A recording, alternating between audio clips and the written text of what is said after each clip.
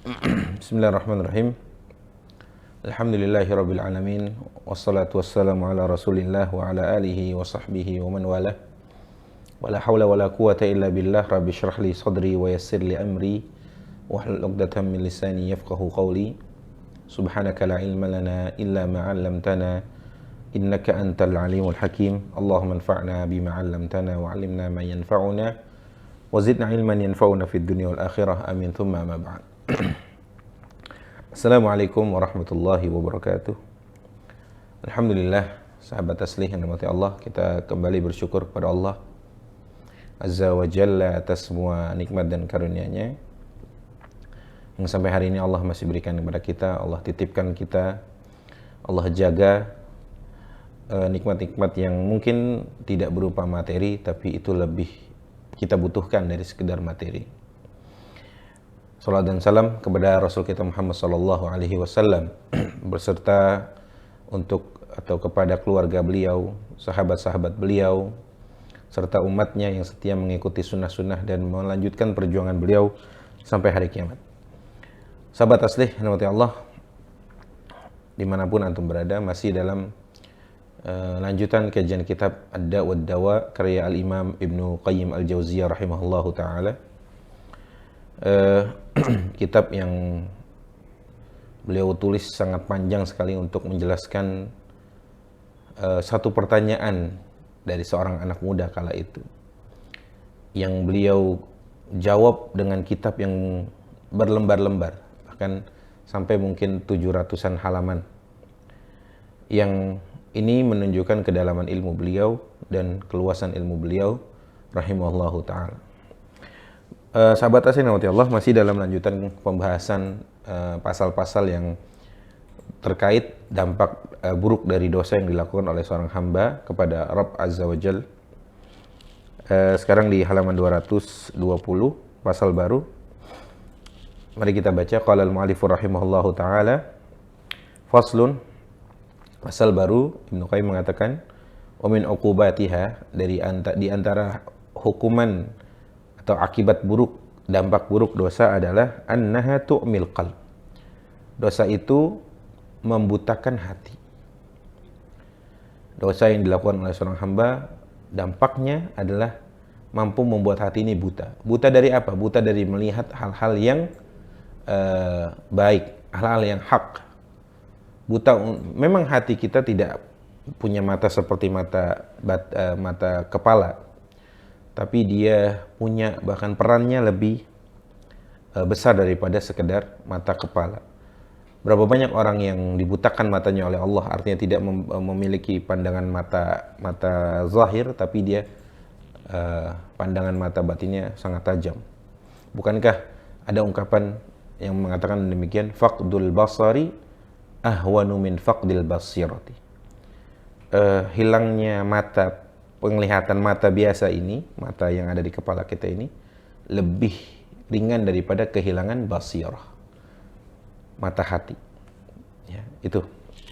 Fa in lam tu'mihi ad'afat basiratahu. Tadi seperti saya katakan, kalaupun tidak membutakan, kalaupun hati maksiat ini, dampak dosa ini tidak sampai membutakan hati kita atau hati seorang hamba, minimal dia melemahkan basirahnya.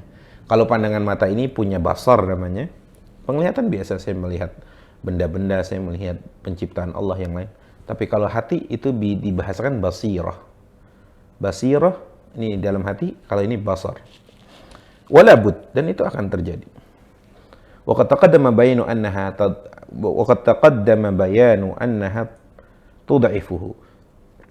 Di pembahasan sebelum-sebelumnya memang Ibnu Qayyim telah menyatakan bahwa di antara dampak buruk maksiat, dia mampu melemahkan hati seseorang. Fa idza umiyal qalbu wa dha'uf fatahu min ma'rifatil huda. Apabila hati itu buta dan melemah, maka telah luput darinya mengetahui jalan-jalan petunjuk Allah Azza wa Jalla. Wa quwwatuhu ala tanfidhihi fi nafsihi wa fi ghairihi. Dan kekuatan hati untuk melihat atau mengikuti petunjuk Allah Azza wa Jalla itu melemahkan kekuatannya untuk melaksanakan ya ketaatan dan petunjuk Allah. Bihasabi du'fi basiratihi wa qud. Ya, itu tergantung tadi lemah dan kuatnya basirah seseorang dari hatinya. Fa innal kamal al-insani madaruhu ala aslain. Kata Ibnu Qayyim, sesungguhnya dari bentuk dari sifat sempurnanya seorang insan, manusia adalah dibangun atas dua hal, atas dua asas atau dua pokok. Pertama, ma'rifatul haqqi minal batil, ya, wa itharuhu alaih. Yang beliau katakan adalah, pertama, seseorang itu dengan hatinya dia bisa mengetahui ini hak, ini batil. Wa itharuhu alaihi artinya mendahulukan yang hak daripada yang batil. Wa ma tafawatat manazilul khalqi 'inda Allah fid dunya wal akhirah illa biqadari tafawuti manazilihim fi hadainil amrayn. Dan tidaklah ya kedudukan yang tafawut, punya apa ya, ketidaksamaan antara kedudukan seseorang di mata Allah dengan kedudukan orang lain ya di dunia dan di akhirat, itu kan juga tergantung tafawut atau bermacam-macam pemahaman mereka atau bermacam-macam tingkatan yang mereka lakukan dari mengetahui hak dari batil dan mendahulukannya. Jadi gini, singkatnya, antara hak dan batil atau derajat nanti seseorang di dunia dan di akhirat itu ditentukan dengan kondisi atau kualitas seberapa tingginya gitu ya hati itu mampu membedakan mana yang hak dan mana yang batil dan mendahulukan mana yang hak dan batil. Baik. Wa humal ladzani athnallahu subhanahu ala anbiya'ihi bihima. Dan dari keduanya tadi, mengetahui hak dari batil, kemudian mendahulukan hak dan batil, ini dua hal tadi, dua pokok itu yang diberikan oleh Allah kepada para nabinya, dan Allah memuji mereka. Karena mereka para nabi Allah Azza wa Jal, para nabi alaihimussalam, itu punya kekhususan, mampu membedakan hak dan batil dan mendahulukan hak di antara atau daripada yang batil. Allah berfirman dalam surat Shad ayat 45, "Wadhkur ibadana Ibrahim wa Ishaq wa Ya'qub ulil aidi wal absar." Dan Allah berfirman kepada Nabi Muhammad SAW, dan ingatlah gitu ya, hamba-hamba kami, ya Ibrahim, ya Ishaq, ya Ya'qub. Ini kan Ibrahim ayahnya Ishaq, Ishaq ayahnya Ya'qub. Ini keluarga Nabi ini, kata Allah, ulil aidi wal absar. Fal aidi, Ibnu Qayyim menerjemahkan kalimat al aidi artinya al quwah fi tanfidhil haqq. Para nabi, hamba-hamba Allah yang tadi disebutkan Allah itu Ibrahim, ya Ishaq, ya Ya'qub alaihimussalam. Allah berikan kekuatan dalam fi tanfidhil haqq, melakukan, menjalankan, melaksanakan kebenaran. Kekuatan. Meskipun di hadapannya itu orang-orang yang menzalimi mereka.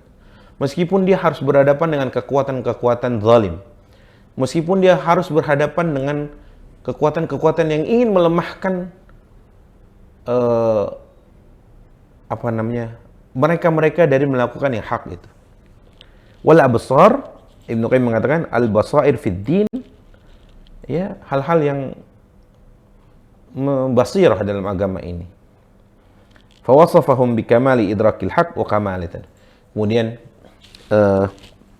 Allah mensifati mereka para nabi tadi sebagai orang yang sempurna dalam menerima kebenaran dan orang-orang yang sempurna dalam menjalankan kebenaran tersebut. Masya Allah. Bukan orang sembarangan mereka itu, para nabi alaihimussalam. Baik. Kemudian wanqasaman nasu, Ibnu Qayyim melanjutkan, wanqasaman nasu fi hadzal maqam arba'atu aqsam. Manusia dalam tingkatan ini terbagi kepada 4 bagian. Fa haula'i asyrafu aqsamil khalqi wa aqramahum 'ala Allah. Maka mereka ya yang menjalankan, atau 4 orang ini adalah nanti kan kita bahas. Yang pertama tadi, para nabi itu orang asyraful khalqi wa akramahum 'ala Allah. Orang yang paling mulia dan paling Allah muliakan dari antara yang lain-lain. Al-qismu tsani, baik, yang bagian kedua. Tadi kan yang pertama para nabi. Al-qismu tsani, bagian orang yang kedua di derajat ini, aqsu haula. Kebalikannya dari para nabi. Apa yang dijadikan kebalikan, atau apa yang menjadi mereka kebalikannya atau sebaliknya di antara dengan para nabi? Ibnu Qayyim mengatakan la basirata fid din wa la quwwata 'ala tanfidhil haq. Kalau tadi para nabi yang bagian atau kelompok orang pertama itu kan Allah berikan dia kemampuan sempurna untuk menerima kebenaran, dan Allah berikan kekuatan mereka sempurna dalam melakukan atau melaksanakan ketaatan atau kebenaran tersebut. Orang nomor 2 ini kebalikannya, ya. Dia nggak punya basirah, dia nggak punya ketajaman basirah untuk mendetek ini hak, ini batil, pun juga nggak ada kemampuan untuk melakukan yang hak daripada yang batil. Kebalikannya. Baik. Wahum aktsaru hadzal khalq alladziina ru'yatuhum qadhyal uyun wa humil arwah wa saqmul qulub. Orang-orang yang kayak gini tuh dia sakit jiwanya, sakit hatinya, yudayyiquna ad-diyar, orang-orang yang menyempitkan rumah-rumah, artinya ini kiasan ya mungkin. Ya sempit hati itu kalau nggak ada petunjuk itu. Wa yughluna al-as'ar, orang-orang ini yang menaiki harga-harga. Wala yastafadu bi suhbatihim illa al-'ar wa syannar. Dan tidak ada faedahnya berteman dengan orang-orang model kayak gini. Dia nggak punya kekuatan untuk mendetek ini hal yang hak atau yang batil. Kan sudah mulai ada di tengah kita. Bahkan di tengah-tengah Ibnu Qayyim. Bahkan sebelum itu. Selalu ada orang-orang dengan jenis yang dia tidak ada kemampuan untuk mendetek ini hak atau batil, ini halal atau haram. Kalau dari hatinya saja tidak punya basirah, karena tadi dianggap kalaupun tidak membutakan matanya, tapi dia dilemahkan hatinya untuk bisa mendeteksi mana yang hak dan mana yang batil. Untuk bisa membedakan mana yang hak dan yang batil. Setelah itu, dilemahkan pula untuk bisa mengerjakan itu. Melaksanakan. Dia tahu hak, ini hak. Tapi belum tentu semua yang tahu hak itu, dia melakukannya. Baik. Al-qismu tsalits. Kelompok orang yang ketiga. Man lahu basiratun bil haqqi wa ma'rifatun bihi. Nah, ini lanjutan yang mungkin tadi saya singgung sedikit. Dia punya kekuatan untuk mendeteksi mana yang hak dan batil, punya basirah gitu ya, hatinya kuat untuk lakinnahu akan tetapi dhaifun la quwwata lahu ala tanfidhihi wa la da'watu ilaih.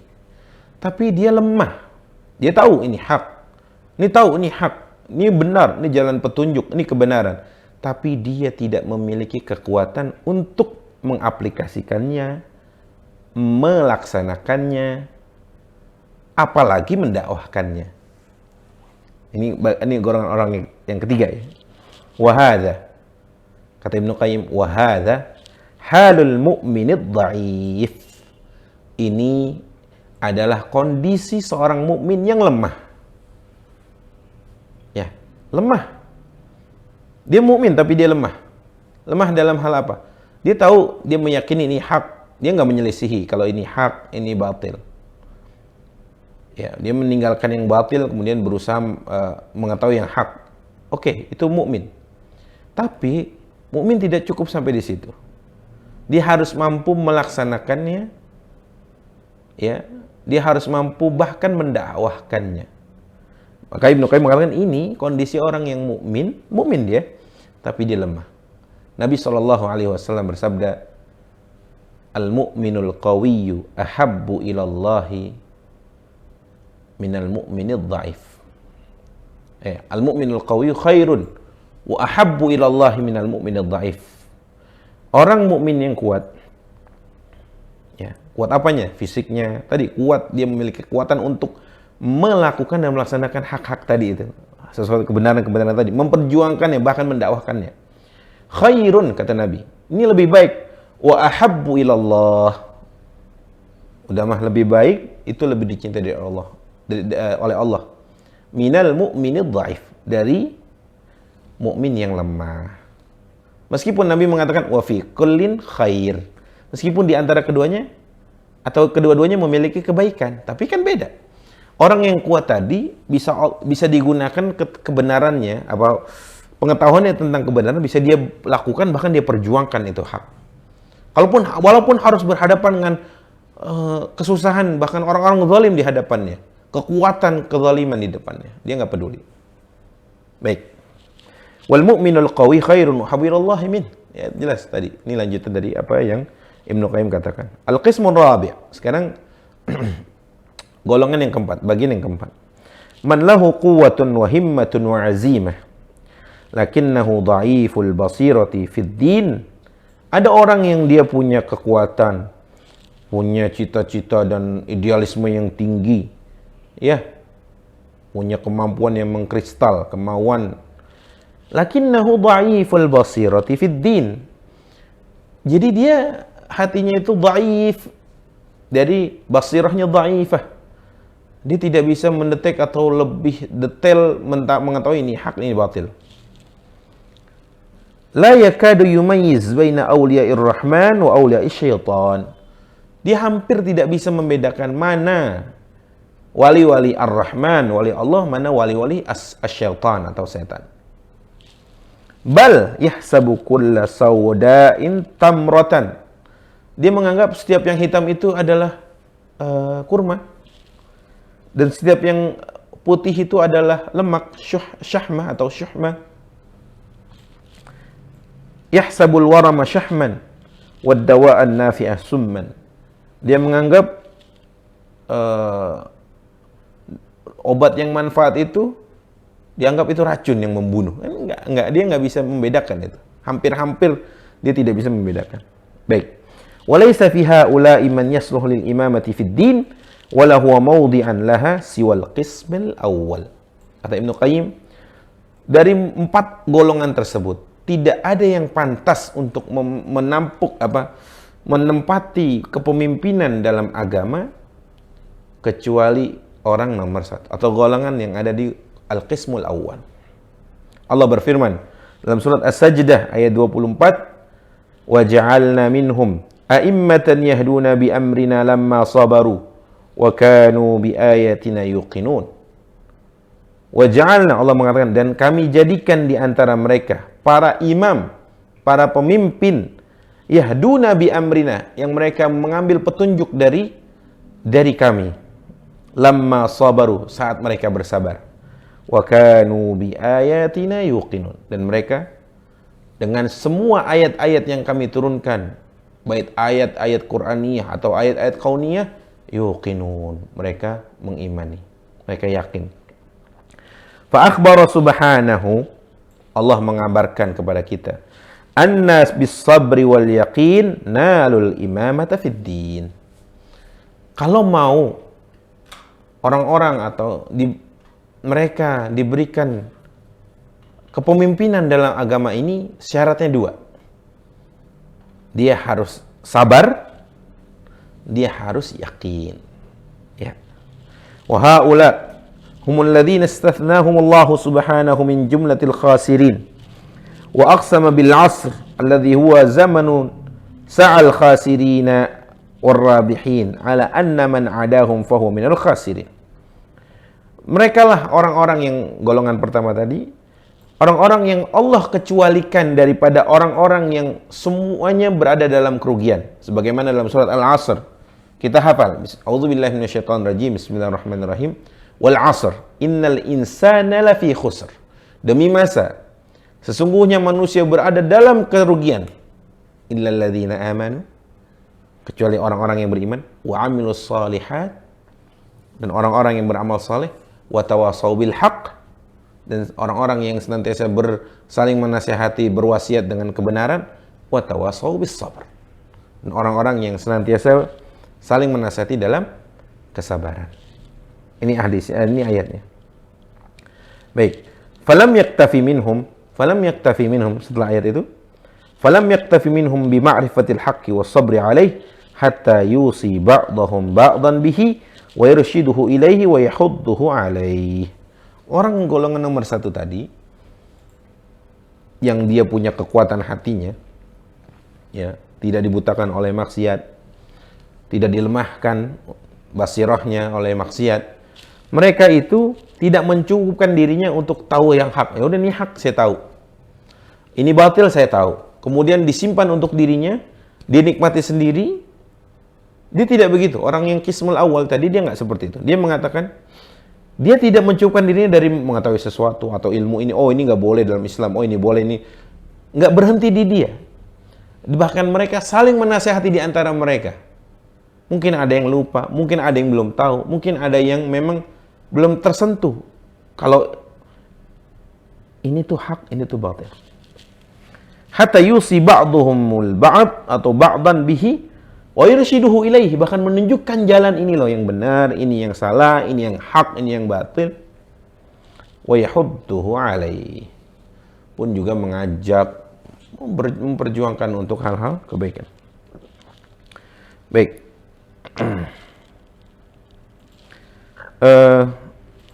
Sahabat yang dirahmati Allah.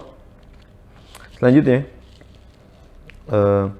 wa idza kana man 'ada haula'i khasiran fa ma'lumun anna al-ma'asi wa dhunub tu'mi basiratul qalb fala yudrikul haqq kama yanbaghi. Jika kita tahu bahwa selain mereka itu orang-orang, selain golongan awal itu adalah orang-orang yang merugi, maka kita sudah pasti tahu bahwa maksiat itu dan dosa itu membutakan basirah yang ada dalam hati kita. Dia tidak bisa mengetahui hak dan batil sebagaimana mestinya. Wa tud'ifu quwwatahu wa 'azimatahu fala yasbir 'alaih.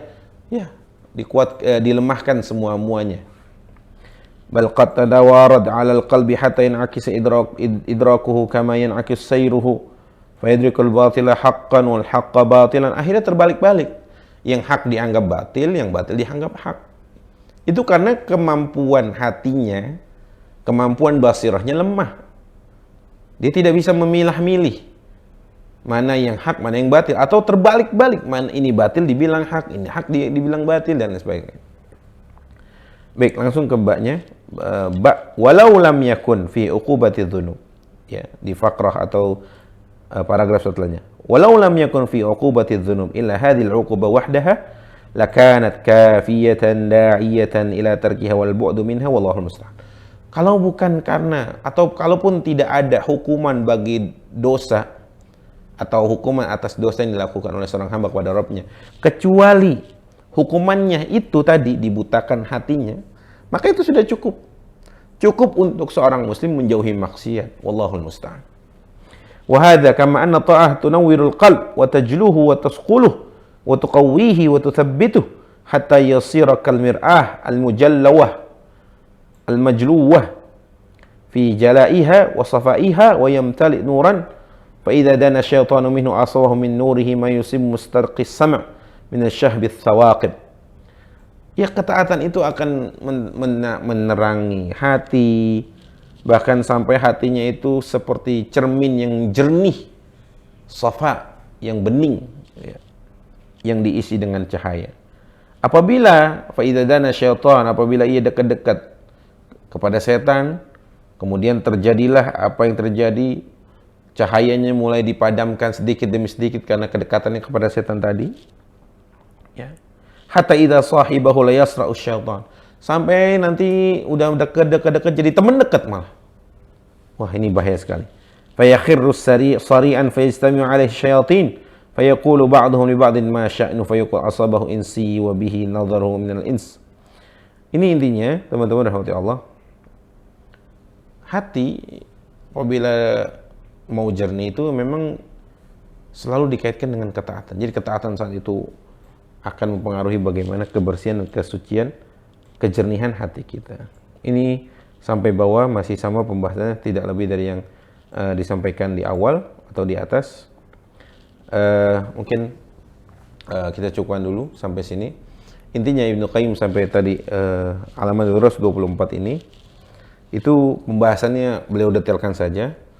Pada intinya, teman-teman hati Allah, yang pasal yang tadi kita sebutkan di awal kajian kali ini, hukuman atau akibat dari sebuah dosa tadi mampu membutakan hati atau paling tidak melemahkan basirah. Ya, melemahkan, membutakan hati sampai buta, benar-benar dia nggak bisa lihat mana hak yang batil. Sudah banyak sekali orang seperti itu. Dan semoga Allah jaga dan tidak memasukkan kita menjadi orang-orang tersebut. Banyak sekali dia nggak peduli lagi usahanya ini mau haram mau halal, diterabas, dihabisin, ditabrak semuanya. Nggak lagi peduli dengan batasan-batasan dari Allah Azza wa Jalla. Kan bukankah itu dibutakan hatinya? Atau paling tidak, maksud itu mampu melemahkan kekuatan basirahnya, sehingga orang tadi dia tidak juga bisa mendeteksi, ya, tidak bisa mendeteksi. Atau terbalik-balik, yang hak dibilang batil, yang batil dibilang hak. Makanya di antara doa yang mesti kita baca adalah Allahumma arinal haqqa haqqan warzuqna tiba'ah. Ya Allah, tunjukkanlah kepada kami yang hak itu hak, ya Allah. Ya, yang hak itu hak, bukan tanpa campuran atau samar-samar. Kemudian doa selanjutnya warzuqna tiba'ah. Kalau kita sudah tahu ini yang hak, ya Allah, karuniakan kami, berikan kami kemampuan untuk mengikuti yang hak tadi, ya Allah. Dan sebaliknya, wa arinal batila batilan. Ya Allah, tunjukkan kepada kami kalau yang batil ini batil 100%. Ini batil, nggak ada campur aduknya. Nggak ada samar-samarnya. Dan doa dilanjutkan dengan warzuqnajtinabah. Dan ya Allah, karuniakan kepada kami, mampukan kami untuk menjauhkan yang batil-batil ini, ya Allah. Ini doa yang harusnya memang kita sebut terus setiap hari kita. Bukankah juga Nabi SAW mengajarkan kita beberapa hal untuk kita meminta perlindungan dari Allah dari beberapa hal. Nabi SAW mengatakan, atau doa Nabi SAW, Allahumma inni a'udzubika min ilmin la yanfa'. Ya Allah, aku berlindung kepadamu dari ilmu yang gak bermanfaat. Wa qalbin la yakhsha', hati yang tidak khusyuk, ya Allah. Wa nafsin la tashba', jiwa yang gak pernah kenyang. Yang terakhir Nabi mengatakan wa da'watin la yustajabu laha, dan dari doa yang tidak engkau ijabahi, ya Allah. Baik, para sahabat asih yang dirahmati Allah, mungkin sampai sini dulu pembahasan kita kali ini.